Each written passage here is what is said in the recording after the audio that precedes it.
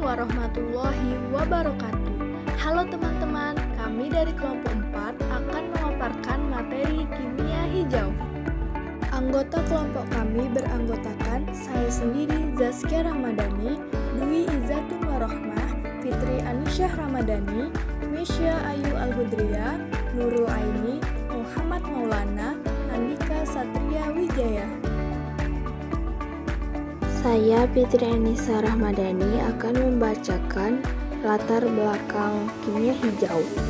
Kimia hijau atau green chemistry merupakan paradigma baru dalam ilmu kimia yang berfokus pada pengembangan proses dan produk kimia yang ramah lingkungan, berkelanjutan, dan mengurangi dampak negatif terhadap lingkungan.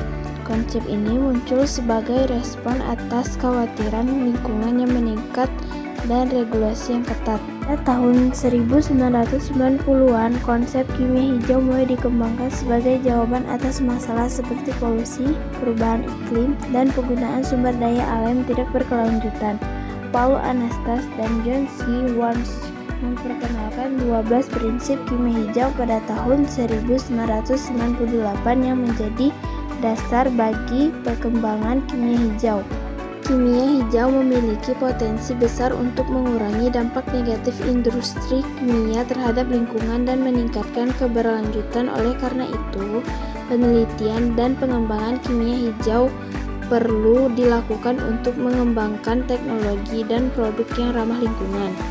Dengan demikian, kimia hijau menjadi kebutuhan mendesak untuk mengatasi masalah lingkungan dan meningkatkan keberlanjutan. Oleh karena itu, penelitian ini bertujuan untuk mengembangkan dan mengaplikasikan prinsip-prinsip kimia hijau dalam berbagai bidang, sehingga dapat memberikan kontribusi pada pengurangan dampak lingkungan dan pembangunan keberlanjutan. Perkenalkan, nama saya Nurul Aini. Di sini saya akan membacakan tentang rumusan masalah. Berdasarkan latar belakang yang telah dikemukakan, dapat dirumuskan permasalahan sebagai berikut. Yang pertama, apakah yang dimaksud dengan green chemistry atau kimia hijau? Yang kedua, bagaimana konsep dari kimia hijau serta penerapannya sebagai upaya menanggulangi permasalahan di masa mendatang. Perkenalkan, nama saya Dwi Izzatun Warohmah. Pembahasan pengertian green chemistry. Green chemistry dalam kurung kimia hijau adalah desain produk kimia dan proses untuk mengurangi atau menghilangkan penggunaan atau generasi zat berbahaya. Green chemistry adalah suatu falsafah atau konsep yang mendorong desain dari sebuah produk ataupun proses yang mengurangi ataupun mengeliminir penggunaan dan produk zat dalam kurung substansi toksik dan atau berbahaya. Konsep green chemistry berkaitan dengan kimia organik, kimia anorganik, biokimia, dan kimia analitik. Bagaimanapun juga, konsep ini cenderung mengarah ke aplikasi pada sektor industri. Patut digarisbawahi di sini bahwa green chemistry berbeda dengan environmental chemistry dalam kurung kimia lingkungan. Green chemistry lebih fokus pada usaha untuk meminimalisir penghasilan zat berbahaya dan memaksimalkan efisiensi dari penggunaan zat dalam kurung substansi kimia. Sedangkan environmental chemistry lebih menekankan pada fenomena lingkungan yang telah tercemar oleh substansi kimia. Perkenalkan, nama saya Nurul Aini. Di sini saya akan membacakan tentang konsep green chemistry. A. Lebih mengedepankan usaha mencegah timbulnya limbah dibanding usaha menangani limbah yang dihasilkan oleh proses produksi. B. Ekonomi atom. C. Mengurangi pemakaian bahan kimia berbahaya atau toksik. D.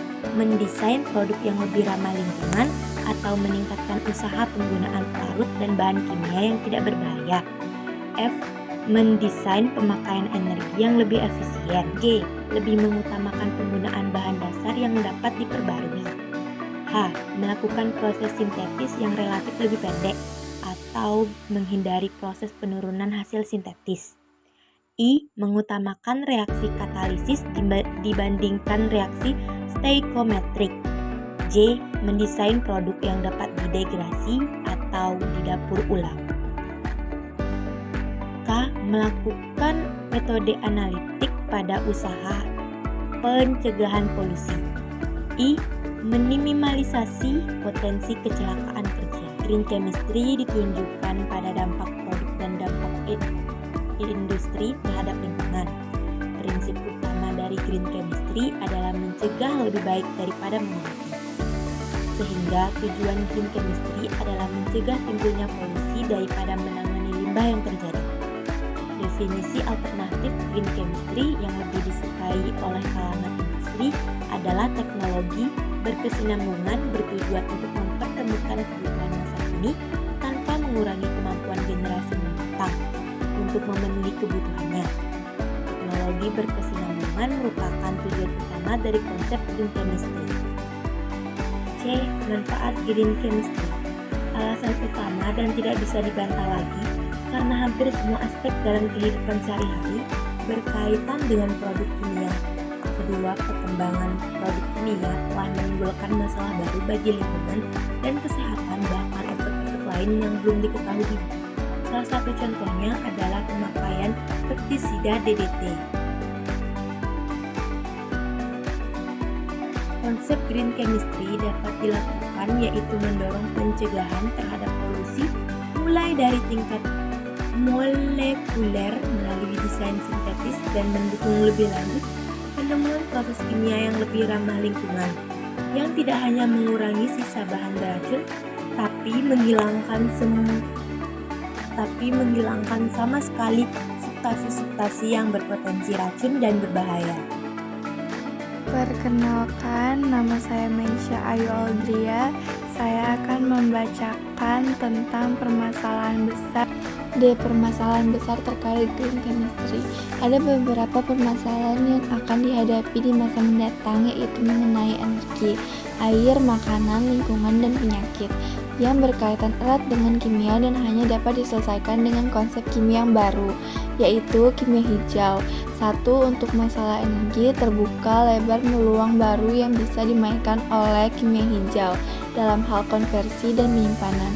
Dalam hal konversi energi yang berasal dari bahan bakar minyak bumi, batu bara, gas, dan biomasa, kimia hijau dapat memberikan adil mengenai bagaimana menemukan metode efisien untuk mendapatkan syngas CO dan H2 dari gas alam, bagaimana transformasi ramah lingkungan metana menjadi hidrokarbon yang lebih besar, dan bagaimana meningkatkan produksi bahan bakar bio dari selulosa dan komponen biomasa yang lain dengan memanfaatkan enzim tertentu. Dalam hal konversi energi dari sinar matahari menjadi energi listrik, kimia hijau dapat berperan misalnya dalam aspek bagaimana mencari pengganti teknologi berbasis silikon yang mahal namun efisiennya rendah. Kimia hijau dapat berperan misalnya dalam aspek bagaimana mencari pengganti teknologi berbasis silikon yang mahal, namun efisiennya rendah. Masalah kekurangan energi di dunia dipengaruhi oleh faktor-faktor yang tak dapat diperbarui dan berpotensi merusak lingkungan seperti karbon dioksida, menipisnya lapisan ozon, dampak penambangan, serta bahan beracun di sekitar kita. Untuk masalah kekurangan energi ini, green chemistry dapat menjadi pendorong dalam pembuatan energi alternatif seperti photovoltaik, rekayasa bahan bakar hidrogen, bahan bakar nabati atau biologis, dan yang lainnya. Selain itu, gerakan green chemistry lain ialah meningkatkan pemakaian katalis yang tepat dan mampu mengefisienkan pemakaian energi. Sebab, jika alur proses sintesis dapat dipotong, otomatis pemakaian energi dapat dihemat. 2. Perubahan masalah iklim global.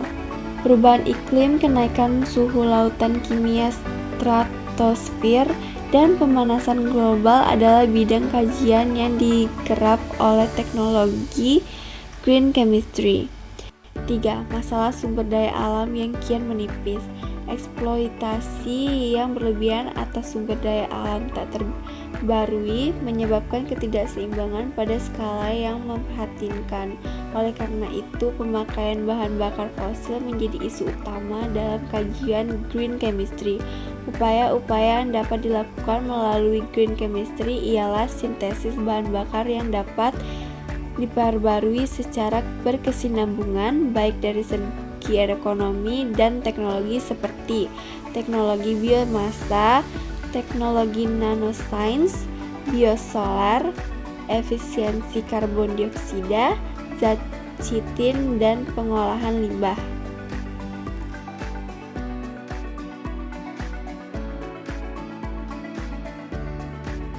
4. Masalah kekurangan pangan.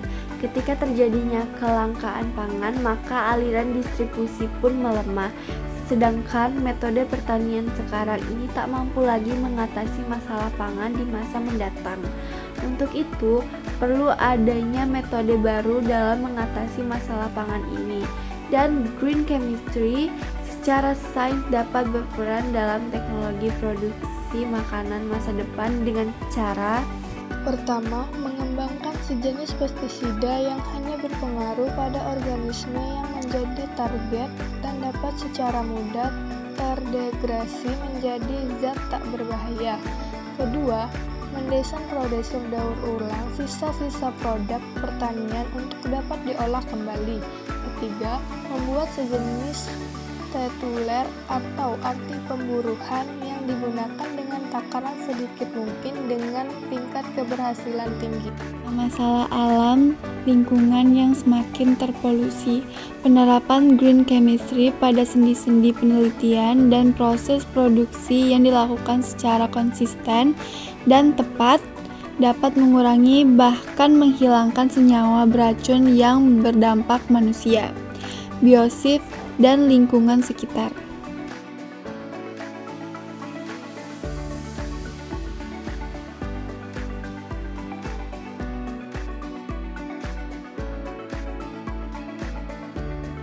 Saya Zaskia Ramadhani akan membacakan yang terakhir, yaitu aplikasi Green Chemistry. Chemistry bukan sekedar konsep. Cara terbaik memahami Green Chemistry tentu haruslah dari aplikasinya juga.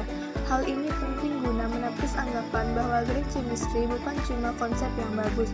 Simak penemuan dan aplikasi Green Chemistry yang memenangkan penghargaan dari Presidential Green Chemistry Challenge Award yang didukung ACS Green Chemistry.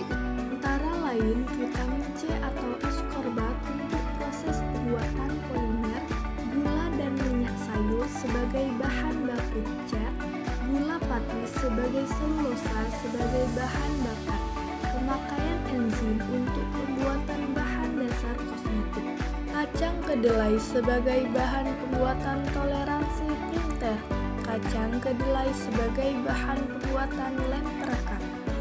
Dari materi yang telah dibahas, saya Muhammad Maulana dapat menyimpulkan bahwa Green Chemistry atau kimia hijau yang disebut juga sebagai Sustainable Chemistry atau kimia yang berkelanjutan merupakan desain produk dan proses kimia dengan mengurangi atau menghilangkan penggunaan maupun penghasilan zat berbahaya baik terhadap manusia maupun lingkungan. Konsep dari kimia hijau memungkinkan terbentuknya penyelesaian dari berbagai permasalahan yang belakangan ini disebabkan oleh sebagian besar aktivitas manusia. Aplikasi kimia hijau dalam teknologi memberikan sejumlah manfaat antara lain mengurangi limbah, mengurangi biaya, produk yang lebih aman, dan mengurangi penggunaan energi dan sumber daya alam. Adapun saran terkait Green Chemistry atau kimia hijau, yakni konsep kimia hijau dalam upaya pelestarian kehidupan yang sangat menarik ini diharapkan tidak hanya berhenti dalam tulisan dan hanya dipelajari dalam bangku perkuliahan saja, namun dapat menjadi modal dalam hal pengaplikasian dan penelitian-penelitian baru terkait kimia yang ramah lingkungan. Selain itu, diperlukan pula sosialisasi mengenai kimia hijau kepada seluruh kalangan masyarakat sesuai dengan tingkat kebutuhannya sehingga akan lebih mempercepat tercapainya tujuan dari kimia hijau dalam seluruh aspek kehidupan. Demikian materi kimia hijau yang dapat kami paparkan. Semoga video kami dapat bermanfaat bagi teman-teman semua. Kami dari kelompok 4 memohon maaf jika ada kesalahan kata maupun kehilafan. Kami akhiri. Wassalamualaikum warahmatullahi wabarakatuh.